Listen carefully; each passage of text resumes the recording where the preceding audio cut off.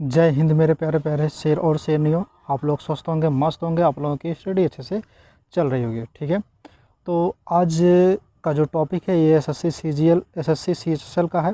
ठीक है, जो एसएससी सीएचएसएल वाले हैं, ठीक है, उनके लिए जो है आज से ये टॉपिक स्टार्ट होगी।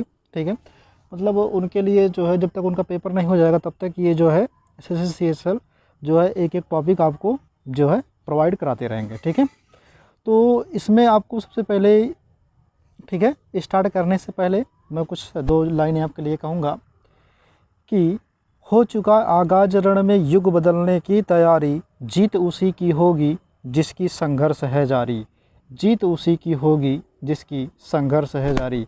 तो आइए इसी के साथ हम क्या करते हैं, अपने टॉपिक को स्टार्ट करते हैं। सबसे पहले हम ये जानते हैं कि एसएससी सीएचएसएल होता क्या है। एसएससी सीएचएसएल होता क्या है, जैसे कि आप लोग देख भी रहे होंगे। ठीक है, एसएससी सीएचएसएल यानी कि 10+2। ठीक है, ये आप देख रहे होंगे 10+2, यानी ये चीज़ें क्या है 2023 का है, जो इस समय अब की बार वैकेंसी आई है। ठीक है, इस वैकेंसी में, ठीक है, ये हमको बताना है। एसएससी सीएचएसएल का फुल फॉर्म होता है staff selection commission, staff selection commission. ठीक है, कंबाइंड हायर सेकेंडरी लेवल। ठीक है, ये इसका फुल फॉर्म होता है एसएससी सीएचएसएल का।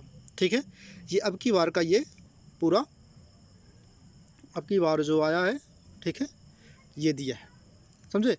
इस समय जो भी बच्चे, जो भी मतलब स्टूडेंट जो है इस चीज़ की तैयारी कर रहे हैं, ठीक है, उनके लिए बेहतरीन मौका है। ठीक है, एकदम अच्छे तरीके से मैं इसको पढ़ाऊँगा। ठीक है, और जहाँ तक उम्मीद है कि 2 ही या 3 सब्जेक्ट में इसको पढ़ा पाऊँ। ठीक है, तो मैं बता दूंगा स्टार्ट करने से पहले कि मैं कितने कितने सब्जेक्ट पढ़ाऊंगा आपको, बाकी आपको ढूंढ के ही पढ़ना होगा। ठीक है, यूट्यूब चैनल पे आपको ये फ्री में मिलेगा। ठीक है, अगर आप चाहते हैं कि इसका PDF भी मिले तो कमेंट बॉक्स में इसको बता दीजिएगा। ठीक है, तो ये जो मैं पढ़ा रहा हूँ इसका PDF भी आपको मिल जाएगा। ठीक है, तो आइए स्टार्ट करते हैं। सबसे पहले हम ये देखते हैं कि इसका एग्ज़ाम जो होता है, ठीक है, वो कितने फेज़ में होगा। एग्ज़ाम जो होगा वो 2 पैटर्न में होगा। मन यानी कि कहने मतलब मेरा ये है कि इसका 2 एग्ज़ाम होगा। ठीक है, पहला फर्स्ट होगा, दूसरा सेकंड एग्ज़ाम होगा। ठीक है, 2 एग्ज़ाम में क्या होगा, पहले वाले में पीटी होगा। पहले वाले एग्ज़ाम में क्या होगा भैया, पीटी होगा। पहले वाले एग्ज़ाम में क्या होगा, पीटी होगा। दूसरे वाले में एग्ज़ाम क्या होगा, मेंस होगा। ठीक है, ठीक, मेंस होगा। दूसरे वाले में क्या होगा, मेंस होगा। ये बात क्लियर हो गई। अब यहाँ पे ये देखना है कि ये मेंस और पीटी तो हो गया। ठीक है, मेंस और पीटी तो हो गया। अब चलिए आगे समझ लेते हैं, है ना। तो देखिए भैया, पीटी में क्या होगा, पीटी का मतलब ये होता है कि फर्स्ट फेज़ में ये होगा कि ये बहुविकल्पीय होंगे, यानी कि एग्ज़ाम टाइप कैसा होगा, ये ऑब्जेक्टिव होगा। कैसे होंगे, ये ऑब्जेक्टिव टाइप होंगे। कैसे होंगे, ऑब्जेक्टिव टाइप, यानी कि बहुविकल्पीय होंगे। कैसे होंगे, बहुविकल्पीय टाइप होंगे। किस तरह से होंगे, बहुविकल्पीय टाइप होंगे, जैसे कि आपको दिख रहा है। ठीक है, कैसे होंगे, ये बहुविकल्पीय होंगे, आपको यहाँ पे दिख भी रहा है ना। तो ये बहुविकल्पीय होने के साथ साथ, ठीक है, ऑब्जेक्टिव हो गए। अब क्या है कि दूसरे वाले में क्या होगा, दूसरा वाला भी बहुविकल्पीय होगा। दूसरा वाला कैसे होगा, ऑब्जेक्टिव होगा। दूसरा वाला पेपर जो कैसा होगा, वो भी ऑब्जेक्टिव होगा। ठीक है, लेकिन उसके बाद तुम्हारा क्या होगा, जो है टाइपिंग होगा। ठीक है, वहाँ पे टाइपिंग जो है मांगा जाता है। ठीक है, दूसरे के बाद, फिर उसके बाद जो होगा फिर देखा जाएगा। ठीक है, तो सबसे पहले आप फर्स्ट और सेकंड वाला पेपर आप जान लेते हैं, है ना। तो फर्स्ट और सेकंड पेपर में जो कुछ ज़्यादा मतलब डिफरेंस नहीं होता, थोड़ा बहुत डिफरेंस होता है, क्योंकि बहुविकल्पीय दोनों आते हैं। ठीक है, तो जितना मैं पढ़ाऊँगा उतने उतने में से ही आएंगे, उसके बाहर नहीं आएंगे। मेरा 100% ये गारंटी है। ठीक है, अगर ऐसा कुछ हो गया तो आप मेरे चैनल को अनसब्सक्राइब कर देना। ठीक है, अगर ऐसा कुछ हुआ तो आप मेरे चैनल को शेयर और लाइक, शेयर और सब्सक्राइब करते रहिएगा। ठीक है, तो आइए फिर उसमें एज देख लेते हैं, एज कितना होता है।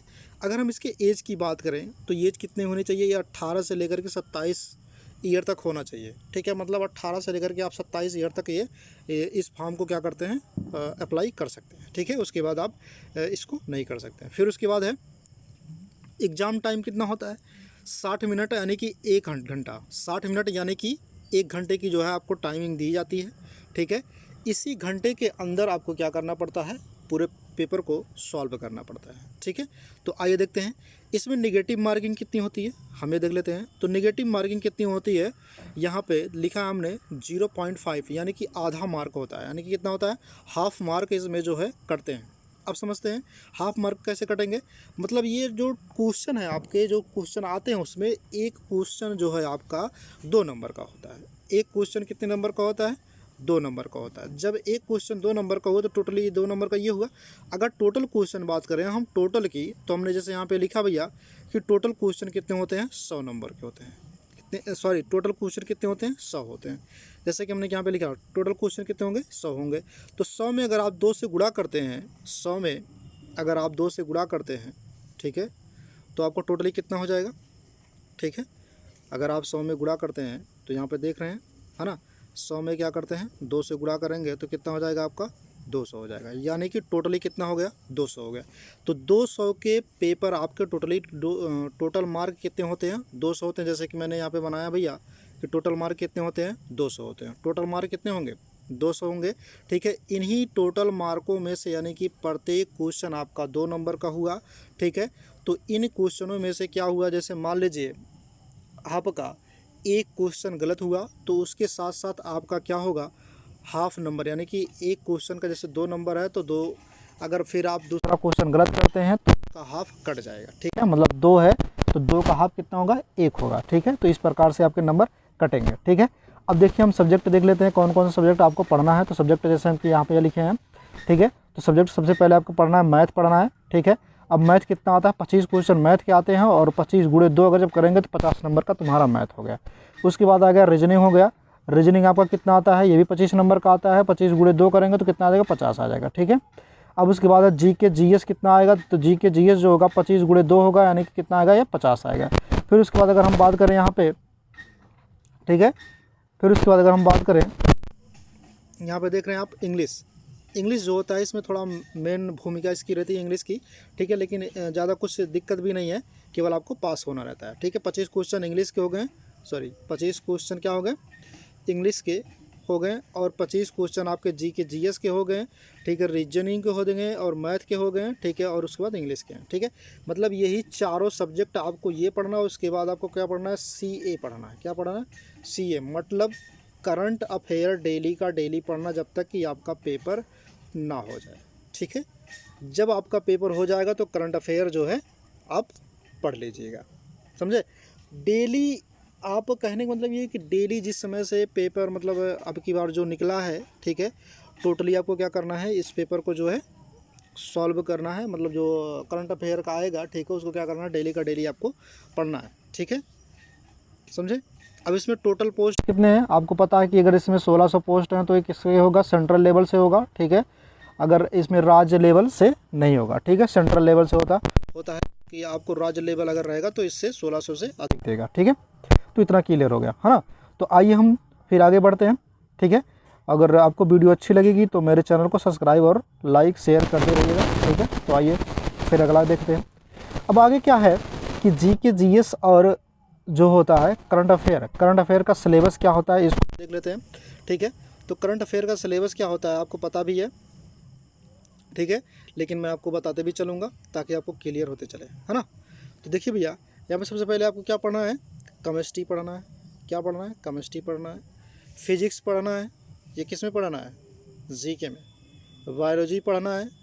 स्टैटिक जीके पढ़ना है। स्टैटिक जीके मतलब ये होता है कि आपको ऐसा जीके आपको पढ़ना है कि जिसमें कोई बदलाव ना हो। फिर उसके बाद हिस्ट्री है।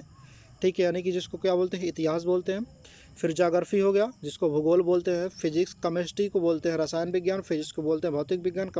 बायोलॉजी को बोलते हैं जीव विज्ञान। ठीक है, अब उसके बाद है तुम्हारा पॉलिटिकल साइंस, जिसको बोलते हैं क्या? संविधान से आपको पढ़ना है। ठीक है, राजनीति शास्त्र जिसको बोलते हैं। फिर उसके बाद इकोनॉमिक्स यानी कि अर्थशास्त्र जिसको बोलते हैं। कंप्यूटर भी पढ़ना है आपको। ठीक है, कंप्यूटर जो पूछा जाएगा ये बाद में आपसे पूछा जाएगा। ठीक है, कंप्यूटर को कुछ क्वेश्चन आते हैं। उसके बाद करंट अफेयर पढ़ना पड़ेगा आपको। फिर उसके बाद आपको पढ़ना क्या पड़ेगा? यहाँ पे विविध प्रश्नावली भी पढ़ना पड़ेगा। ठीक है, उसमें विविधता करके रहते हैं। जैसे मान लीजिए विविधता में क्या हो गया? खेल हो गया। ठीक है, कोई खेल हो गया। उसके बाद खेल के अलावा भी होता है कि मतलब खेल हो गया, पुस्तक कोई हो गया। ठीक है, पुस्तक किसने लिया था, मतलब कोई लेखक का नाम हो गया। ठीक है, कुछ भी चीज़ें मतलब पूछी जाती है। मंदिर का नाम हो गया। ठीक है, मतलब एक विविधता में एक चीज़ें ये आती हैं सब। ठीक है, तो इतना तो आपको क्लियर हो गया है ना। तो मुझे तक उम्मीद कि ये चीज़ें आपको समझ में आई होगी। ठीक है, बाकी आगे के सिलेबस में आपसे मिलेंगे, तब तक के लिए आप लोग जो है हंसते रहिए, मुस्कुराते रहिए और मेरे चैनल को लाइक, ठीक है, शेयर एंड सब्सक्राइब,